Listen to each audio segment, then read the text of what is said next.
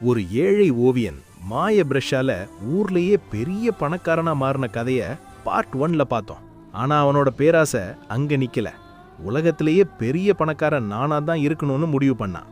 தான் மாளிகைக்குள்ள இருந்த பிரம்மாண்டமான காலி சுவத்துல வரைய ஆரம்பிச்சான். ஏணியில நின்னு கொண்டு வேர்க்க விறுவிறுக்க வேகமா வரைகிறான். கண்கள் பேராசையால் விரிகின்றன.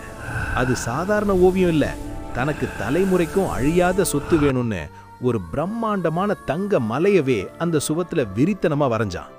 பகல் இரவு பார்க்காம யாருக்கும் தெரியாம கதவை சாத்திக்கிட்டு தங்கம் தங்கம்னு முணுமுணுத்துக்கிட்டே வரைஞ்சு முடிச்சான்.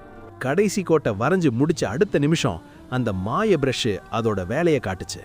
அந்த பிரம்மாண்டமான தங்க மலை வரைபடம் பயங்கரமா ஜொலிச்சு மாயமா நிஜமாக ஆரம்பிச்சது. சுவத்திலிருந்து பெரிய பெரிய தங்க பாறைகள் வெளியே வந்துச்சு. ஆனா அவன் வரைஞ்சது அவனோட வீட்டுக்குள்ள. அந்த பெரிய தங்க மலையோட வெயிட் தாங்காம அவன் மேலேயே சரிஞ்சு விழுந்து அவனை மொத்தமா அழிச்சிடுச்சு.